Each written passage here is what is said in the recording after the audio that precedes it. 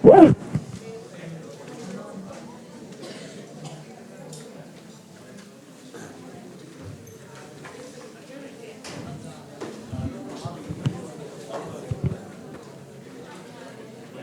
Morning बच्चों, करें start क्या?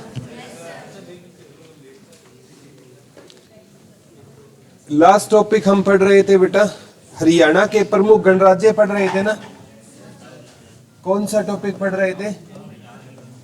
प्रमुख है, अब कोई शोर नहीं करेगा। प्रमुख है गणराज्य। सबसे पहले हमने पढ़ा था एक नंबर पे कौन सा गणराज्य? योद्धे गणराज्य। 2 नंबर पे पढ़ा था हमने बेटा अगर गणराज्य। एक होता था आपका कुणिद, कुणिद गणराज्य, और एक होता था अर्जुनायन गणराज्य।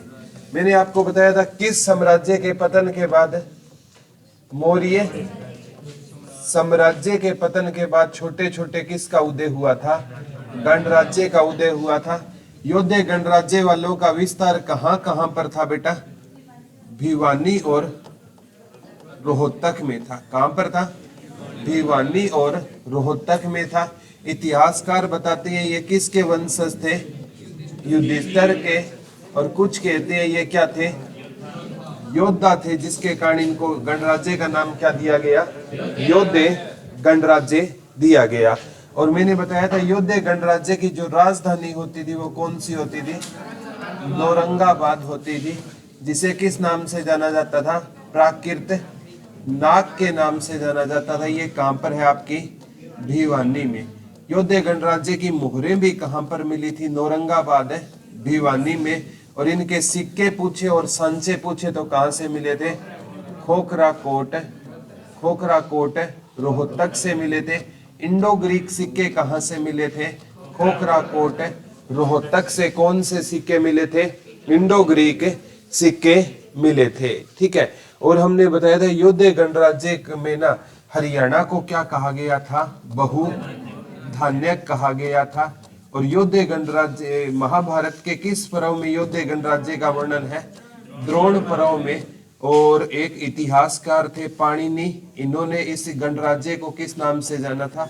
आयुध जीवी। पाणिनि की अष्टाध्यायी में इसे क्या कहा गया था? आयुध जीवी कहा गया था। और योद्धे गणराज्य को हराने का काम किसने किया था? कुषाणों ने।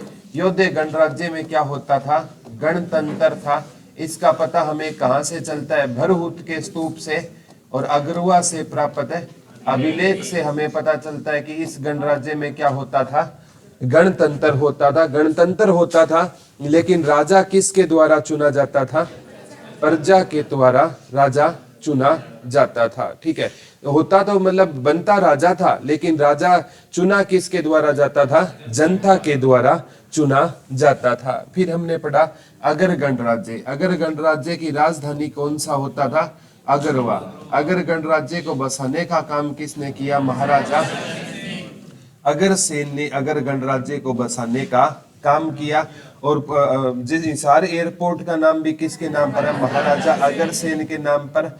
और अगर पूछे इनके नाम से खेल स्टेडियम कहां पर रहेगा? लाहली रोहतक में रहेगा। यहाँ से गुप्तकालीन किसकी मूर्ति मिली है? भगवान सूर्य देव की, शनि महाराज की यहाँ से क्या मिली है? गुप्तकालीन मूर्ति मिली है। ठीक है। गुप्तकालीन क्या मिली है? मूर्ति मिली है। और यहाँ से संगीत के क्या मिले हैं? संगीत के 7 स्वर मिले हैं। क्या मिले हैं बेटा? संगीत के 7 स्वर मिले। याद रह जाएगा ना। ठीक है। और यहाँ से ना मतलब कितने सिक्के मिले थे? 10। 9 तो ब्रिटिश म्यूजियम में है और एक भारत में रहेगा। ठीक है। कहाँ से मिले हैं? अगरवा। याद रह जाएगा ना। ठीक है। और अगरवा से प्राप्त अभिलेख बताता है कि योद्धे गणराज्य में क्या होता था? गणतंत्र होता था। ठीक है। फिर हमने पढ़ा था आपका कुणिद गणराज्य। कुणिद गणराज्य कहां पर फैला हुआ था? इनकी लोकेशन बताना।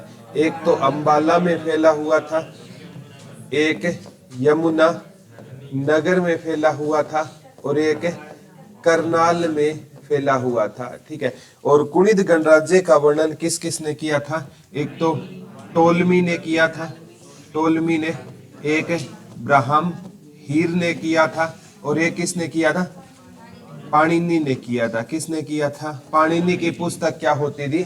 अष्टाध्यायी होती थी। और पाणिनि के किसके दरबार में रहते थे? नंद वंश के संस्थापक महापद्मानंद के दरबार में कौन रहता था? पाणिनि रहता था। रचना कौन सी होती थी उनकी? अष्टाध्यायी होती थी। याद रह जाएगा ना। उन्होंने भी किस गणराज्य के बारे में बताया था? कुणिद गणराज्य के बारे में बताया था। और कुणिद गणराज्य के सिक्के पूछे तो कहां से मिले थे? जगाधरी और करनाल से मिले थे। जगाधरी का कोई गांव पूछे तो बुढ़िया ग्राम। बुढ़िया ग्राम कहां पर हो जाएगा आपका? यमुनानगर में हो जाएगा। वहां से बीरबल का क्या मिला था? रंग महल मिला।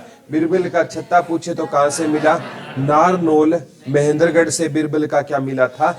छत्ता मिला था। याद रह जाएगा ना। ठीक है, जो अर्जुनयन गणराज्य था ना, वो कहां पर फैला हुआ था?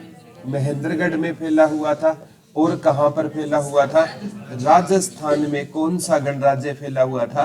अर्जुनयन गणराज्य फैला हुआ था। कौन सा गणराज्य फैला हुआ था? अर्जुनयन गणराज्य। यही टॉपिक पढ़ा था हमने। कोई डाउट है? समझ आ गया? हरियाणा के गणराज्य। Very good. ठीक है, अब बेटा जो एक मेन इंपॉर्टेंट टॉपिक पढ़ेंगे, हरियाणा में संगीत कला। कौन सा टॉपिक पढ़ेंगे? शताब्दी वाइज ही चल रहा है। हरियाणा में संगीत कला। हरियाणा में कौन सी कला बेटा? हरियाणा में संगीत कला। कौन सा टॉपिक पढ़ना है हमें? हरियाणा में संगीत कला का टॉपिक है पढ़ना है। बहुत इंपॉर्टेंट टॉपिक हो जाएगा। कौन सा टॉपिक पढ़ रहे हैं? हरियाणा में संगीत कला। कहां पर संगीत कला बेटा? हरियाणा में संगीत कला। ठीक है, तो एक है ना, यहां से एक क्वेश्चन आता है मूर्ति कला और एक होती है बेटा संगीत कला। कौन सी कला होती है? संगीत कला। ठीक है, तो संगीत कला के पहले साक्ष्य और मूर्ति कला के पहले साक्ष्य में अंतर है। मूर्ति कला के पहले साक्ष्य है ना, हमें सीसवाल सभ्यता से मिले थे। मूर्ति कला के लिख लो, पहले साक्ष्य हमें किस सभ्यता से मिले थे? सीसवाल सभ्यता से मिले थे। लिख लो, मूर्ति कला के पहले साक्ष्य हमें किस सभ्यता से मिले थे? सीसवाल सभ्यता से मिले। सीसवाल सभ्यता की खोज 1968 में किसने की थी बेटा? डॉक्टर सूरजभान ने की थी। किसने की थी? डॉक्टर सूरजभान ने सीसवाल सभ्यता की खोज की थी। और यहां से मैंने बताया था ना, शिवलिंग उसकी हाइट भी पूछी जा सकती है। 4 फीट का जो शिवलिंग है ना सीसवाल गांव में, उसकी हाइट कितनी है बेटा? 4 फीट की उसकी हाइट है। वो स्वयं शंभु है, यानी अपने आप से क्या हुआ है? शिवलिंग प्रकट हुआ है। और कहते हैं हरियाणा का ना जो प्राकृतिक दृष्टि से सबसे बड़ा शिवलिंग कहां पर रहेगा? सीसवाल। सीसवाल गांव कहां पर है? इंसार। यहाँ पर शिवरात्रि का क्या लगता है? मेला। और हरियाणा का सबसे बड़ा कृत्रिम शिवलिंग पूछे ना, तो वो तारा बाबा की कुटिया सिरसा में है। प्राकृतिक तो रहेगा सीसवाल में, और कृत्रिम होता है मैन मेड, जिसे इंसान ने बनाया हो। और प्राकृतिक होता है नेचर मेड, जो अपने आप में इनबिल्ट हुआ है। ठीक है, तो जो सीसवाल गांव में जो शिवलिंग है उसकी हाइट लगभग कितने फीट है बेटा? 4 फीट है। और अपने आप धरती से क्या वो बताया जाता है? प्रकट हुआ है। ठीक है, तो मूर्ति कला के सबसे पहले प्रमाण किस सभ्यता में मिले थे? हरियाणा की बात हो रही है बेटा। सीसवाल सभ्यता में मूर्ति कला के, ये एचएसएससी का फेवरेट क्वेश्चन था। सीसवाल सभ्यता का संबंध कहां से है? इंसार से। कहां से रहेगा? और हरियाणा में ना सीसवाल सभ्यता के 29 स्थल मिले हैं। ये भी क्वेश्चन लिख लो। हरियाणा में सीसवाल सभ्यता के टोटल कितने स्थल मिल चुके हैं? 29 स्थल मिल चुके हैं। लिख लो, हरियाणा में सीसवाल सभ्यता के कुल कितने स्थल मिल चुके हैं बेटा? 29 स्थल मिल चुके हैं। हरियाणा में सीसवाल सभ्यता के टोटल कितने स्थल मिल चुके हैं? 29 स्थल मिल चुके हैं। हरियाणा में सीसवाल सभ्यता के टोटल कितने स्थल मिल चुके हैं? 29 स्थल मिल चुके हैं शीशवाल सभ्यता के। अब मैं संगीत कला की बात करूं ना, तो संगीत कला के प्राचीनतम साक्ष्य, वेरी गुड, शुद्ध यमुनानगर से मिले थे। कहां से मिले थे बेटा? शुद्ध यमुनानगर से मिले थे, ठीक है। और मैंने ऐतिहासिक काल, जब मैं आपको जो आपका वैदिक काल पढ़ा रहा था ना, ठीक है, तो भी मैंने आपको बताया था वैदिक सभ्यता आर्यों ने बसाई थी, और वैदिक सभ्यता का भी एक प्रमुख केंद्र बताया था मैंने आपको, शुद्ध यमुना नगर पढ़ाया था, ठीक है। तो हरियाणा में संगीत कला के सबसे प्राचीनतम साक्ष्य किस गांव से मिले थे? शुद्ध यमुनानगर में से मिले थे। कहां से मिले थे बेटा? शुद्ध यमुनानगर से मिलेंगे, ठीक है। तो संगीत का शुद्ध होना जरूरी है, याद ना रही ना, संगीत का क्या होना जरूरी है? शुद्ध होना जरूरी है। और जहां पर भी हमें मूर्ति मिले उसके आगे हम क्या झुकाते हैं? शीश। तो मूर्ति कला के कहां से मिले थे बेटा? शीशवाल सभ्यता से मिले थे।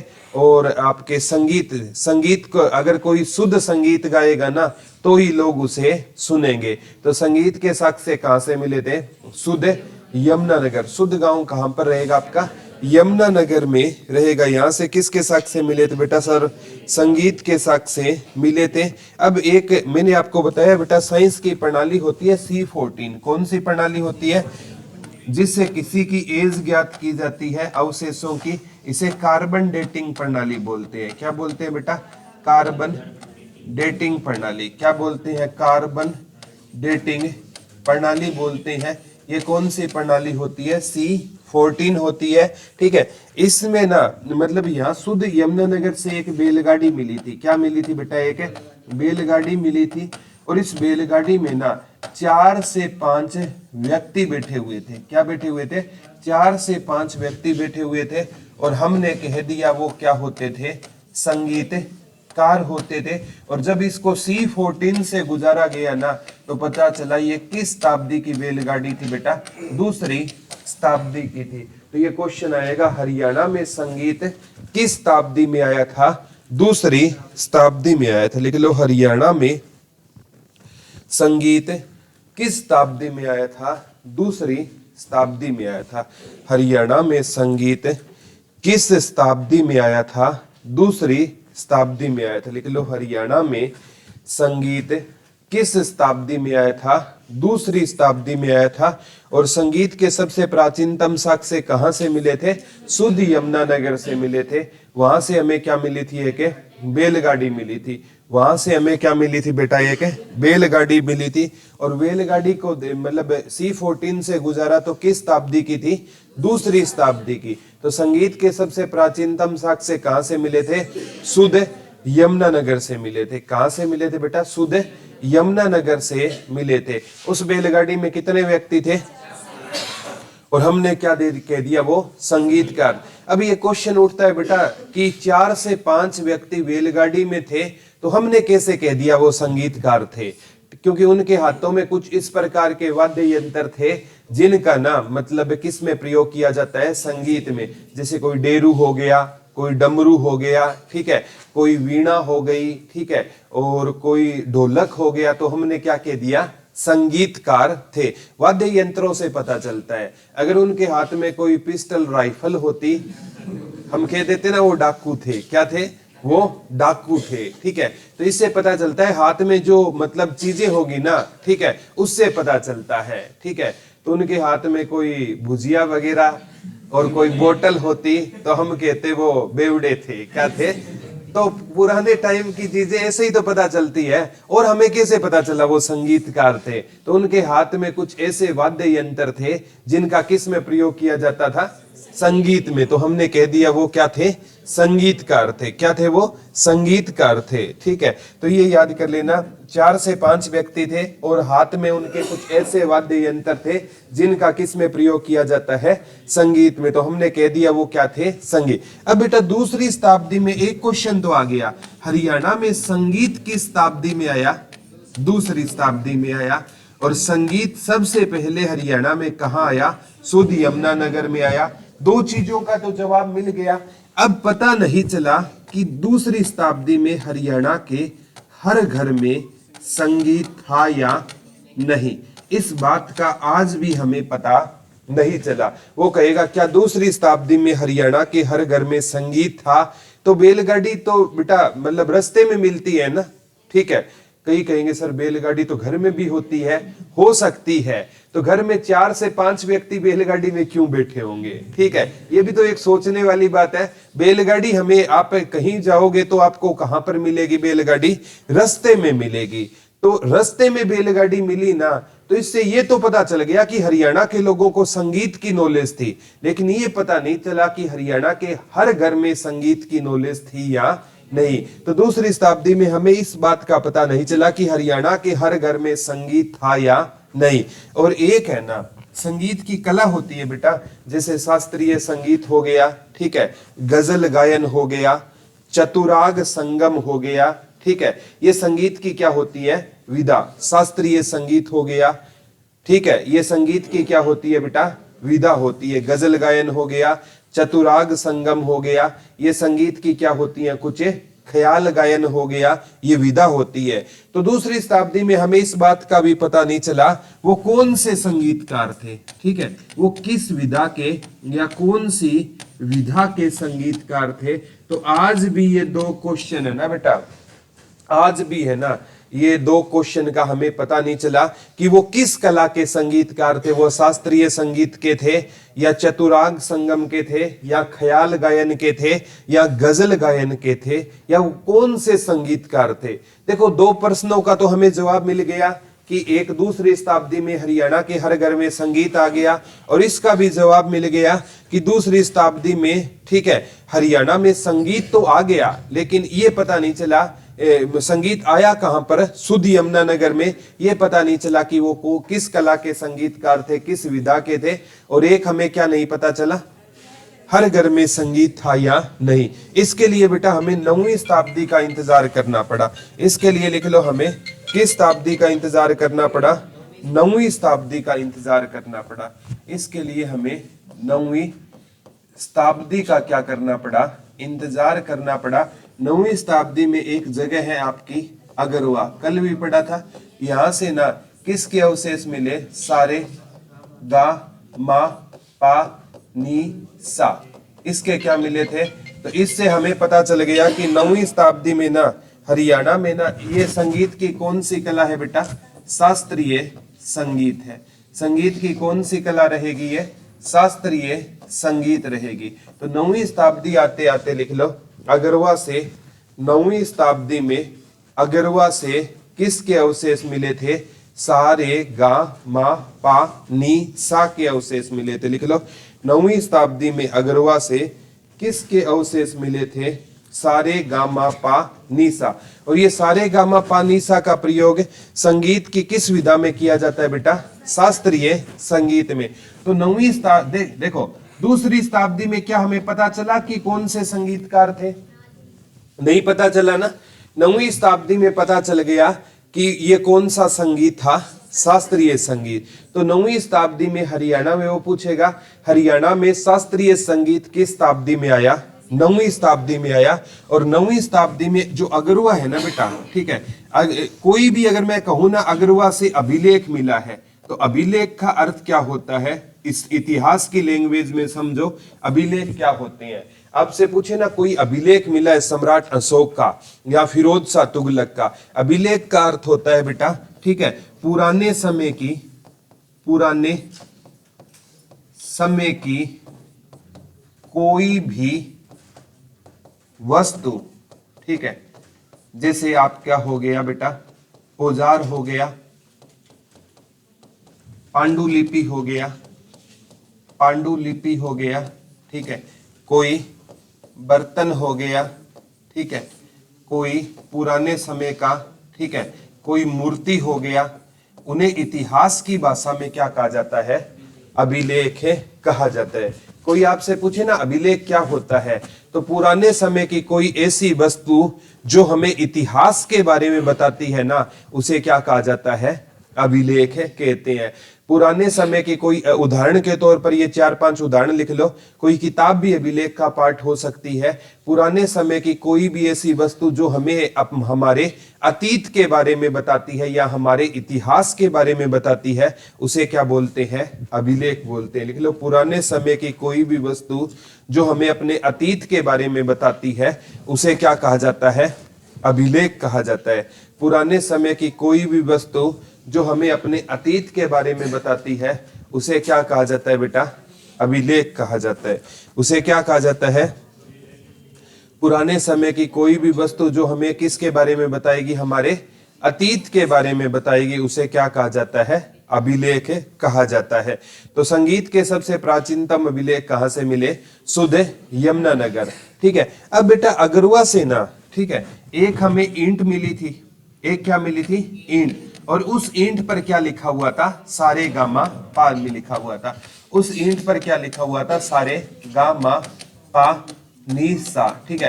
तो अगरवा से वो पूछेगा, एक अभिलेख भी बोल सकता है या कोई एक ईंट भी बोल सकता है। अगरवा से हमें एक ईंट मिली थी, उस पर क्या लिखा हुआ था? सारे गामा पा नी सा लिखा हुआ था। ठीक है। अब एक क्वेश्चन और आया, अगरवा से एक हमें मृदु भांड मिला था। क्या मिला था बेटा? मृदु भांड। मृदु भांड है मिट्टी का ऐसा बर्तन होता है बेटा, मिट्टी का ऐसा बर्तन होता है जो हर घर में क्या होता था? प्रयोग होता था। हर घर में क्या होता था?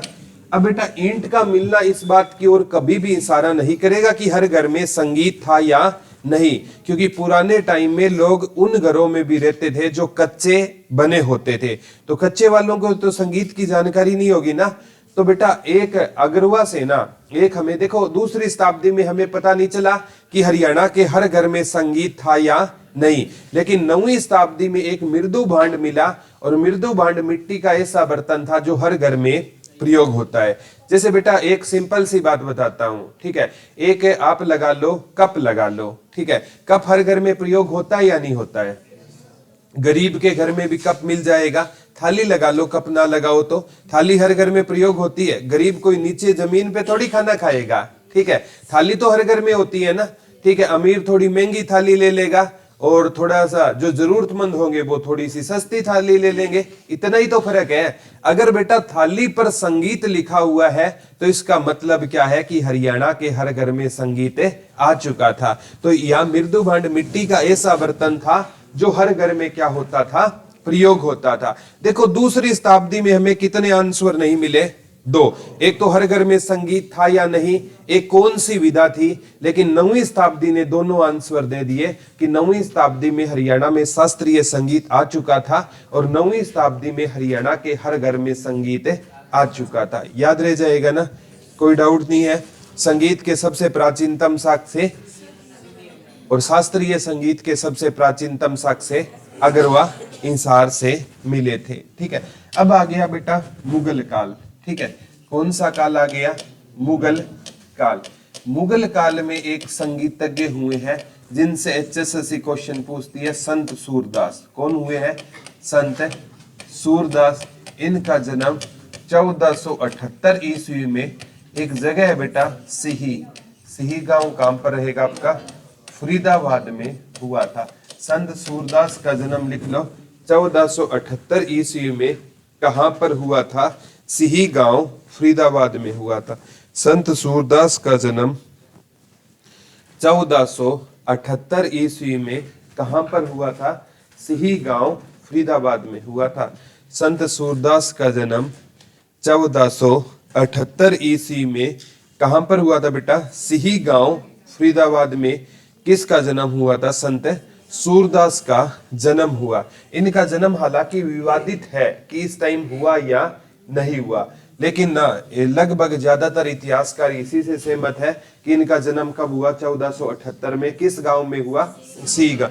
पेपर में आता है बेटा सिही गांव कहां पर रहेगा? फरीदाबाद में। किसका जन्म हुआ? संत सूरदास का जन्म हुआ। कब हुआ? 1478 ईस्वी में जन्म हुआ। और कहते हैं संत सूरदास है ना, ये बचपन से अंधे होते थे। बचपन से क्या होते थे बेटा? अंधे होते थे। इन्हें बोला जाता है जन्मांत।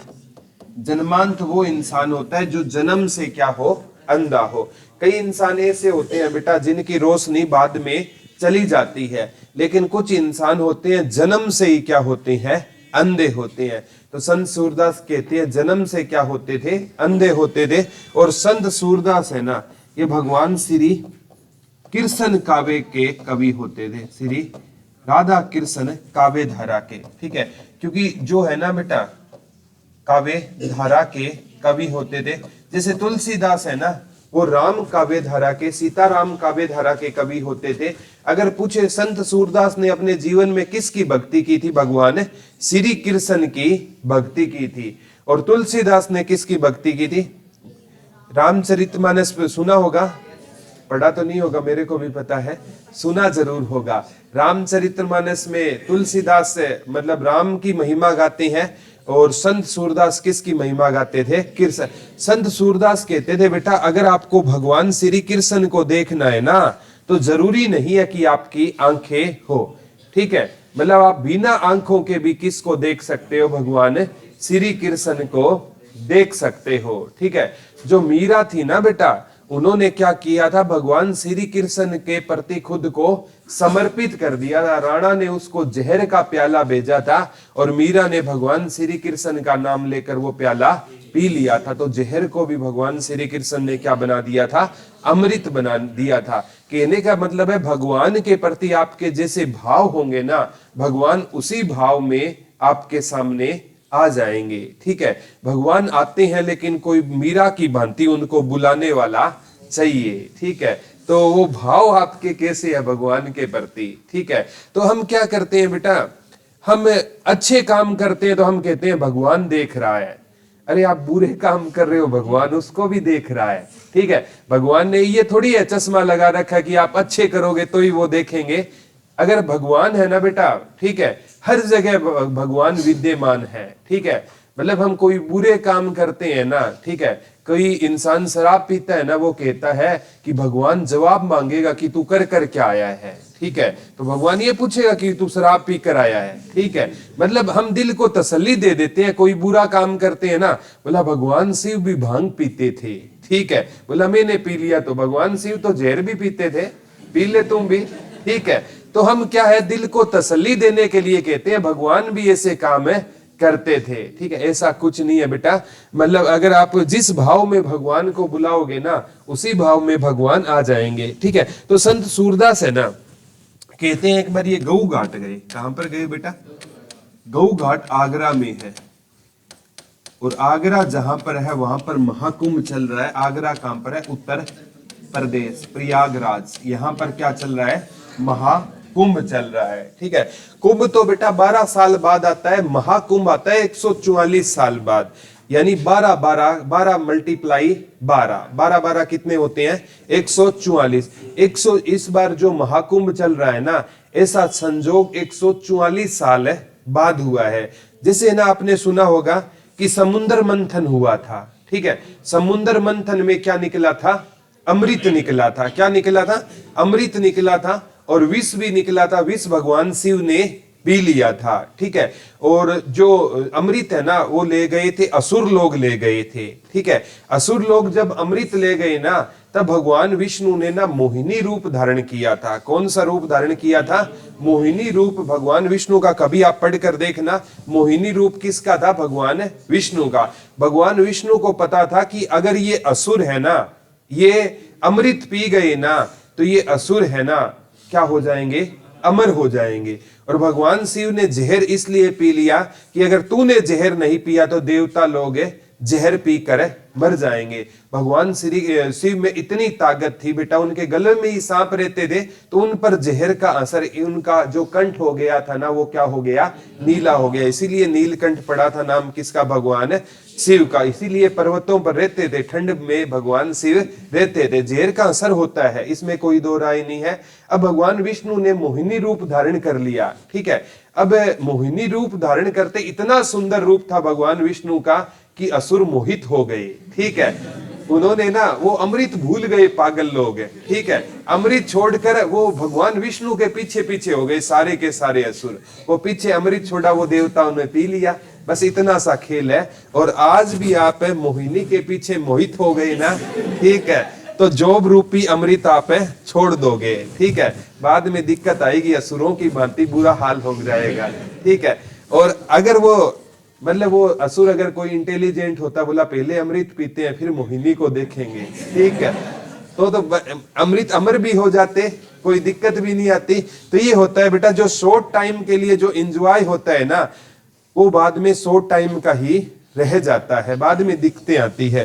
तो ये कहां पर गए थे? गऊ घाट, आगरा कहां पर है? उत्तर प्रदेश में रहेगा। यहां पर कहते हैं इनको मिले आचार्य बल्लभाचार्य। कौन मिले बेटा? आचार्य बल्लभाचार्य मिले। और आचार्य बल्लभाचार्य को इन्होंने अपना क्या बना लिया? गुरु बना लिया। तो यही एचएसएससी ने पूछा था, इनके गुरु कौन होते थे? आचार्य बल्लभाचार्य। लिख लो, संत सूरदास के गुरु का नाम क्या होता था? आचार्य बल्लभाचार्य। संत सूरदास के गुरु का नाम क्या होता था? आचार्य बल्लभाचार्य होता था। लिख लो, संत सूरदास के गुरु का नाम क्या होता था? आचार्य बल्लभाचार्य होते थे। और एक एग्जाम में आचार्य बल्लभाचार्य नहीं आया तो इनके दूसरे गुरु संत हरिदास होते थे। लिख लो, इनके दूसरे गुरु कौन होते थे? संत हरिदास। दोनों आए तो बेटा आचार्य बल्लभाचार्य करना है, ठीक है। दोनों गुरु दे दे और एक पूछे इनके गुरु कौन थे, तो क्या करोगे? आचार्य बल्लभाचार्य ऑप्शन में ना आए तो क्या करोगे? और एक और दो उपयुक्त दोनों आए तो उपयुक्त दोनों कर देना। ये दोनों इनके क्या होते थे? गुरु। याद ना रहे ना, संत सूरदास अंधे होते थे, ठीक है, तो वो बल्लभ जगाकर हरि का क्या करते थे? भजन करते थे। याद कैसे करोगे? संत सूरदास अंधे थे तो बल्लभ जगाकर हरि का क्या करते थे? वो भजन करते थे। तो इनके दोनों क्या हो गए हैं? गुरु हो गए हैं। कहते हैं ये आचार्य बल्लभाचार्य से मिले ना, तो इन्होंने ना, आचार्य बल्लभाचार्य ने इनको ना, एक मथुरा में मंदिर है श्रीनाथ मंदिर। कौन सा मंदिर है बेटा? श्रीनाथ है मंदिर की ना, ये कहां पर है? मथुरा में। इसकी इनको क्या सौंप दी? देखभाल सौंप दी। लिख लो, आचार्य बल्लभाचार्य ने इनको श्रीनाथ मंदिर की, मथुरा में श्रीनाथ मंदिर की इनको क्या सौंप दी थी? देखभाल सौंप दी थी। आचार्य बल्लभाचार्य ने इनको मथुरा में श्रीनाथ मंदिर की क्या सौंप दी थी बेटा? देखभाल सौंप दी थी। इनको किस मंदिर की देख रेख सौंप दी थी? श्रीनाथ मंदिर की। किस मंदिर की इनको देखभाल दे दी थी? श्रीनाथ मंदिर। बोला संत सूरदास आज के बाद है ना, मथुरा का ये मंदिर तुम संभालोगे। और संत सूरदास ने इनको अपना क्या धारण कर लिया? गुरु धारण कर लिया। और कहते हैं संत, ये अकबर किसका समकालीन था? संत सूरदास का। ये क्वेश्चन पक्का आता है बेटा। अकबर या संत सूरदास किसके समकालीन थे? अकबर के समकालीन थे। समकालीन होता है बेटा कंटेम्परेरी, ठीक है। जैसे आप मेरे समकालीन हो और मैं आपका समकालीन हूं। आपकी एज चाहे कितनी हो, मेरी एज कितनी हो, समकालीन होता है जिस टाइम आप होंगे उसी टाइम मैं हूं। चाहे किसी इंसान की आयु 1 साल हो और किसी इंसान की आयु 99 साल हो, दोनों अगर एक टाइम में है तो वो दोनों के क्या माने जाएंगे? समकालीन माने जाए। समझ रहे हो समकालीन क्या होता है? चाहे किसी बच्चे का आज जन्म हुआ है और कोई इंसान 100 साल का है, तो भी दोनों क्या होंगे? समकालीन होंगे। कहने का मतलब है जिस टाइम एक इंसान जी रहा है उसी टाइम दूसरा जी रहा है, तो वो क्या होंगे? एक दूसरे के समकालीन होंगे। तो ये समकालीन वाला इतिहास पक्का क्वेश्चन आता है कि ये संत सूरदास का कौन समकालीन था? अकबर समकालीन था। ये एचएसएससी ने 4 से 5 एग्जामों में पूछा है। ये मतलब किसके समकालीन थे? अकबर किसका समकालीन था? संत सूरदास का समकालीन था। या संत सूरदास किसके समकालीन थे? अकबर के समकालीन थे, ठीक है। अब संत सूरदास ने ना कुछ रचना लिखी है, सूर सागर। एचएसएससी ने बहुत बार पूछा है, सूर सारावली, सूर सारावली। हालांकि अकबर का जन्म हुआ था बेटा 1542 में और अकबर की मृत्यु हुई थी 1605 में हुई थी। तो भी अकबर, इनका जन्म मैंने बताया था ना 1400 कब हुआ था? 78 में। तो भी दोनों एक दूसरे के क्या माने जाएंगे? समकालीन। समझ पा रहे हो समकालीन क्या होता है? किसी को कोई डाउट है समकालीन में? ठीक है। तो ये संत सूरदास और अकबर एक दूसरे के क्या होते थे, समकालीन होते थे। हालांकि अकबर का जन्म कब हुआ था, 1542 में, और 1605 में अकबर की क्या हुई थी, मृत्यु। संत सूरदास का जन्म कब हुआ, 1478। दोनों एक दूसरे के क्या थे, समकालीन।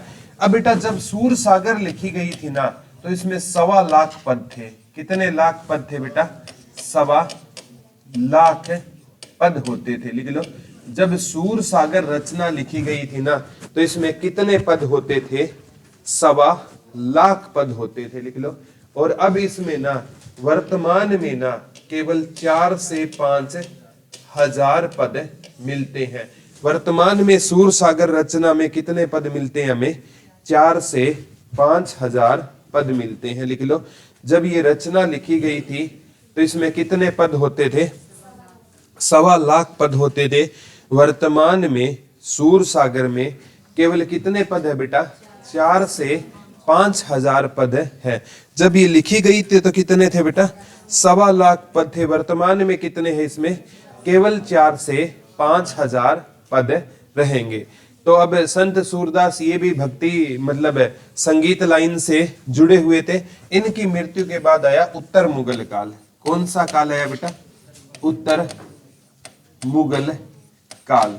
कौन सा काल आया, उत्तर मुगल काल में एक व्यक्ति हो, उत्तर मुगल काल वो था 1707 के बाद का, पता होगा। औरंगजेब की मृत्यु के बाद कौन सा काल हुआ, उत्तर मुगल काल। उत्तर मुगल काल में एक संगीतज्ञ था कल्लन खां। क्या नाम था बेटा, कल्लन खां। ठीक है, इनका संबंध HSSC ने पूछा गुडियानी रेवाड़ी से था। लिख लो, उत्तर मुगल काल में कौन से संगीतकार आए, कल्लन खां। कल्लन खां का संबंध पूछा गया है, ये डबल अंडरलाइन करके लिख लो। कल्लन खां का संबंध कहां से था, गुडियानी रेवाड़ी से था। लिख लो, कल्लन खां का संबंध कहां से होता था, गुडियानी रेवाड़ी से होता था। उत्तर मुगल काल में कौन सा संगीतकार आया था, कल्लन खां। और कल्लन खां का संबंध कहां से होता था, गुडियानी रेवाड़ी से होता था। कल्लन खां का संबंध कहां से होता था बेटा, गुडियानी रेवाड़ी से। किसका संबंध होता था, कल्लन खां का संबंध होता था। ठीक है, और कल्लन खां है ना, इनके गुरु का नाम पूछा गया था HSSC ने, होद खां। होद खां, ठीक है, या होदू खां भी आ सकता है। होदू खां क्या होते थे, इनके गुरु होते थे, ये भी आ गया। सॉरी बच्चों, कल्लन खां के गुरु का नाम क्या होता था, होद खां या होदू खां होता था। लिख लो, कल्लन खां के गुरु का नाम क्या होता था, होद खां या होदू खां। किसके गुरु होते थे, कल्लन खां के गुरु होते थे। और ये दोनों है ना ख्याल गायन से संबंध रखते थे। किस गायन से बेटा, ख्याल गायन। मैंने कहा है ना, संगीत की विधा होती है ख्याल गायन, शास्त्रीय संगीत, गजल गायन, चतुराग, संगम। तो ये किस गायन से संबंध रखते थे, ख्याल गायन से संबंध रखते थे। तो कल्लन खां का संबंध कहां से होता था बेटा, गुडियानी रेवाड़ी से। पेपर में आया था कल्लन खां का संबंध कहां से था, गुडियानी रेवाड़ी।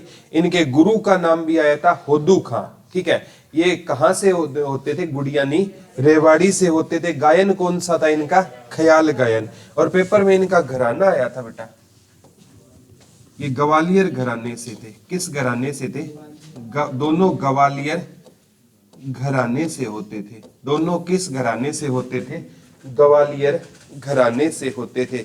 संगीत के अगर आपको याद है बेटा, मैंने घराने याद करवाए थे आपको स्टैटिक जीके जब मैं करवा रहा था। तो ठीक है, भूल गए होंगे अभी। तो अच्छी चीजें याद थोड़ी रखनी होती है। ठीक है, कोई बात नहीं, याद कर लेना, काम आएगी। ठीक है, तो ये किस घराने से होते थे बेटा, ग्वालियर घराने से। कौन होते थे, होदू खां और कल्लन खां। ठीक है, अब कल्लन खां का एक बेटा था, गुरु का नाम क्या था, होदू खां, और बेटे का नाम था हाफिज खां। लिख लो, कल्लन खां का एक बेटा था जिसका नाम क्या होता था, हाफिज खां होता था। कल्लन खां के बेटे का नाम क्या होता था, हाफिज खां था। वो भी ख्याल गायन से, लेकिन वो ग्वालियर घराने से ना चला गया इंदौर घराने में। किस घराने में चला गया, पेपर में यही क्वेश्चन आएगा कि हाफिज खां किस घराने से था, इंदौर घराने से। हाफिज खान का संबंध किस घराने से था बेटा? इंदौर घराने से था। हाफिज खान का संबंध किस घराने से था? इंदौर घराने से था। ठीक है, इंदौर इंडिया की सेफेस्ट जो है ना क्लीनेस्ट सिटी में काफी बार नंबर 1 रहा है। ठीक है, तो कल्लन खां का संबंध कहां से था बेटा? गुड़ियानी रेवाड़ी से था। इसके गुरु का नाम था होदू खां और बेटे का नाम था हाफिज का। तीनों ख्याल गयन से थे। दो तो थे कल्लन खां और उनके गुरु तो ग्वालियर घराने से थे, और बेटा हाफिज का किस घराने में चला गया? इंदौर घराने में। इसी कैटेगरी में एक आया बेटा, क्या हो गया मेरे से पूछ लो, अचपल खां। ठीक है, घराने बदलने का एक सीन होता है। ठीक है, जैसे कोई मतलब संगीतकार होता है। ठीक है, घराना एक पर्टिकुलर चीज होती है बेटा कि हमारा पैतृक घराना यही चलता आ रहा है। ठीक है, मतलब वो संगीत में कुछ नया एड ऑन करेगा ना। ठीक है, अब आप पुराने पैटर्न की आज हम फिल्में भी नहीं देखते। ठीक है, आजकल ना फिल्में तो छोड़ो, हमारा फेस है ना, वो खुद का फेस हमें बिना फिल्टर के अच्छा नहीं लगता। ठीक है, आप देख लो, सिंपल फोटो लेके देख लो और स्नैपचैट पे डालते ही फोटो ही बदल जाएगी। बोला यार ये फोटो अच्छी आ रही है। अरे जब बिना फिल्टर के हमें खुद पसंद नहीं आ रहे तो दुनिया को हम क्या पसंद आएंगे? ठीक है, ये सच्चाई है। अब वो घराना था ग्वालियर घराना, वो पुराना घराना होता जा रहा था, लोग उससे जुड़ना नहीं चाह रहे थे। फिर उसने मतलब नोकिया ने खुद को अपडेट नहीं किया, सैमसंग ने अपडेट कर लिया, तो ये अपडेट होकर सैमसंग की तरह ग्वालियर से कहां चले गए? बस यही है कहानी घराने बदलने की। ठीक है, कोई पुरानी चीज है बेटा, उसको छोड़कर नहीं जाएंगे तभी तो इसकी वैल्यू होगी ना। अभी हम पिता की तरह दादा की तरह वही काम करते आ रहे हैं। ठीक है, जो करते आ रहे थे, तो धीरे धीरे है ना हमारी वैल्यू कम होती। पापा के टाइम में वो काम ठीक था क्योंकि उनके टाइम में वो काम बड़ा था, लेकिन अब है ना टेक्नोलॉजी आ गई है। पहले हार्ड वर्क होता था। दादाजी है ना सारी मतलब दिन है ना वो बैल से खेत जोतते थे। ठीक है, तो उनके टाइम में बेटा वो काम अच्छा था क्योंकि उसके टाइम में उनके टाइम में वही काम ठीक था। लेकिन आज तो वो काम नहीं चलेगा ना, तो टाइम के साथ साथ आपको अपडेट होना पड़ेगा। आपका जो फोन है ना बेटा, वो वाईफाई के कांटेक्ट में जाते ही वो कहता है मेरे को अपडेट कर लो। क्या कर लो? उसको पता है अपडेट नहीं हुआ तो ये फेंक देगा तेरे को। ठीक है, जब आपका फोन इतना समझदार है तो हम इतने समझदार क्यों नहीं है? सवाल ये उठता है, खुद को अपडेट रखिए। ये थोड़ा सा अपडेट हुआ तो किस घराने में चला गया? ग्वालियर से। ग्वालियर पुराना है, इंदौर नया है, इतना समझ लेना। ठीक है, अब सबसे इंपॉर्टेंट बात आती है, इस कैटेगरी में एक व्यक्ति आया अचपल खां, और इसका संबंध चतुराग संगम से था। किससे था? चतुराग संगम से था। लिख लो, एक व्यक्ति आया जिसका नाम क्या होता था? अचपल खां, और वो किस से होता था बेटा? चतुराग संगम से होता था। और ये इसके मतलब पूछे शिष्य का नाम क्या था? तरनस था। अचपल खां के शिष्य का नाम क्या था? तरनस खां होता था। अचपल खां के शिष्य का नाम क्या होता था? तरनस खां था। और ये दिल्ली घराने से थे। ये किस घराने से थे दोनों? दिल्ली घराने से। देखो, कल्लन खां, होदू खां। हाफिज खान तो था इंदौर घराने से, कल्लन खां और होदू खां था किस घराने से? ग्वालियर से। ये जो तरनस खां और आपका तरनस का शिष्य है किसका? अचपल खां का। अचपल खां गुरु है, तरनस खां क्या है? शिष्य। दोनों किस घराने से है? दिल्ली घराने से। और ये संगीत की किस विधा से थे? चतुराग संगम से। याद रह जाएगा ना, नाम ही याद करने हैं बेटा। एक मतलब अचपल खां और उसका शिष्य तरनस का, कल्लन खां उसका गुरु होदू खां, बेटा हाफिज खां। दो ग्वालियर से है, एक इंदौर से है और दो दिल्ली घराने से है। ठीक है, अब आई बेटा हमारी जोहरा बाई, हरियाणा से ही है। जोहरा बाई ये गजल गायिका है अंबाला से। जोहरा बाई क्या रहेगी? गजल गायिका रहेगी। और जोहरा बाई कहां से है बेटा? अंबाला से है। लिख लो, जोहरा बाई क्या रहेगी? गजल गायिका रहेगी। और इसका संबंध कहां से रहेगा? अंबाला से रहेगा। लिख लो, जोहरा बाई कहां से रहेगी, बता दो। अंबाला से। क्या गाती है ये, गजल गाती है। जोहराबाई कहां से रहेगी, अंबाला से। क्या गाती है बेटा ये, गजल गायिका रहेगी। जोहराबाई क्या गाती है, गजल गायिका रहेगी। कहां से रहेगी, अंबाला से रहेगी। कहते हैं जोहराबाई ने ना कई हिंदी फिल्मों में भी क्या किया है, काम किया है। तो जोहराबाई कहां से रहेगी, अंबाला से रहेगी। अब है ना आधुनिक युग की मैं बात करूं ना, ठीक है, ये जोहराबाई भी आधुनिक युग की ही है, ठीक है। तो उस समय में ना एक नाम आया पंडित जसराज। किसका नाम आया, पंडित जसराज। इनका जन्म 1930 ईस्वी में पीली मंदोरी इंसार में हुआ। अब फतेहाबाद में अलग बात है, लेकिन उस टाइम पीली मंदोरी कहां पर था, हिसार में था। इसीलिए एचएसएससी ने आज तक 10 बार ये क्वेश्चन पूछा है, पंडित जसराज का संबंध कहां से है। एचएसएससी ने हिसार माना है। क्या माना है, हिसार माना है। हालांकि वर्तमान में पीली मंदोरी कहां पर है, फतेहाबाद में। तो एचएसएससी ने 10+ में एग्जामों में इनका संबंध कहां से माना है, हिसार। हिसार के ब्रैकेट में कर लेना आप फतेहाबाद। क्या कर लेना, फतेहाबाद रहेगा, ठीक है। और पंडित जसराज पारक पूछे ना, पंडित जसराज पारक हरियाणा में कहां पर है, तो ये पीली मंदोरी में है। कहां पर रहेगा, पीली मंदोरी। और एक पंडित जसराज के नाम से एक ओक्सी वन बना है, ओक्सी वन पंचकुला में। पंडित जसराज के नाम से एक ओक्सी वन बना है पंचकुला में। और एक बेटा आप ज्योग्राफी पढ़ते हो ना, तो मंगल और बृहस्पति के ग्रह के बीच में क्षुद्र ग्रह पाए जाते हैं। सुना है क्या, मंगल और बृहस्पति ग्रह के बीच के ग्रह का नाम किसके नाम पर कर दिया गया, पंडित जसराज ग्रह कर दिया गया है। लिख लो, पंडित जसराज के नाम से ओक्सी वन कहां पर रहेगा, पंचकुला में।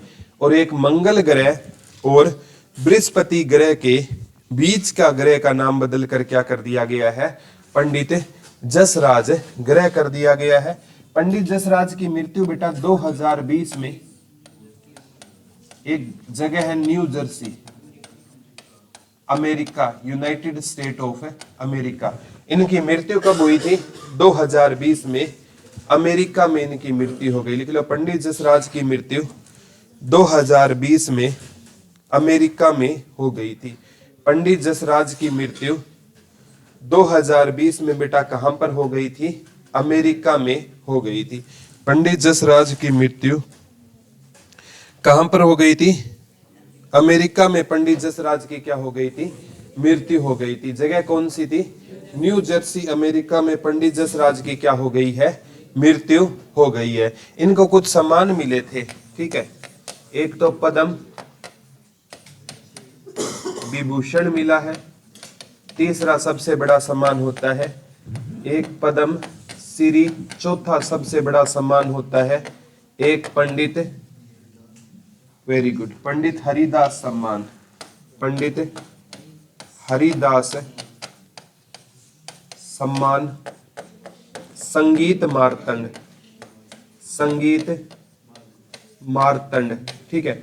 पंडित हरिदास सम्मान, संगीत मार्तंड, पद्म श्री, पद्म विभूषण, ये सारे किसको मिले हैं, पंडित जसराज को मिले हैं। पद्म विभूषण, पद्म श्री, पंडित हरिदास सम्मान, संगीत मार्तंड इनको मिला है।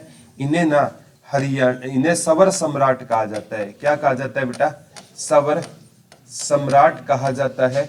एक बार आया था रुबई सम्राट, ये उदय भानु हंस को कहा जाता है। रुबई सम्राट किसे कहा जाता है, उदय, आ चुका है बेटा ये उदय भानु हंस, जो हरियाणा के पहले क्या होते थे, राज्य कवि होते थे, उन्हें कहा जाता था रुबई सम्राट। और पंडित जसराज को क्या कहा जाता है, सवर सम्राट। इन्हें है ना हरियाणा का तानसेन भी कहते हैं। हरियाणा का क्या कहा जाता है, तानसेन भी कहा जाता है। लिख लो, पंडित जसराज को सवर सम्राट भी कहा जाता है और हरियाणा का तानसेन भी कहा जाता है। लिख लो, पंडित जसराज को सवर सम्राट भी कहा जाता है और हरियाणा का क्या कहते हैं बेटा, तानसेन भी कहा जाता है। इन्हें सवर सम्राट भी कहा जाता है और हरियाणा का क्या कहा जाता है, इसको इनको तानसेन भी किसको कहा जाता है, पंडित जसराज को कहा जाता है। ठीक है, तो इनको अवार्ड दोबारा मैं रिमाइंड करवाता हूं। पद्म विभूषण, पद्म श्री, पंडित हरिदास सम्मान, संगीत मार्तंड इन्हें मिला है। इन्हें सवर सम्राट हरियाणा का तानसेन कहा जाता है। ठीक है, और अगर पूछे पंडित जसराज है ना, इनका घराना पूछा गया था बेटा, मेवाती घराना, मेवाती घराना। और संगीत की विधा पूछी गई है शास्त्रीय संगीत। ये दोनों क्वेश्चन आ चुके हैं बेटा। पंडित जसराज है ना, इनका घराना मेवाती घराना रहेगा और संगीत पूछे तो शास्त्रीय संगीत। लिख लो, पंडित जसराज का घराना कौन सा रहेगा, मेवाती घराना। और पंडित जसराज की संगीत की विधा कौन सी रहेगी, शास्त्रीय संगीत रहेगी। पंडित जसराज का घराना कौन सा रहेगा और संगीत की विधा कौन सी रहेगी, शास्त्रीय संगीत रहेगी। याद रह जाएगा ना, कोई डाउट तो नहीं है। ये थी हरियाणा में संगीत कला। कौन सा टॉपिक पढ़ रहे थे हम, हरियाणा में। कल स्टार्टिंग के 5 मिनट ये टॉपिक मैं रिकॉल करवाऊंगा, फिर नया टॉपिक हमें स्टार्ट करेंगे। आज वाला समझ आ गया क्या? चलो ठीक है, थैंक यू।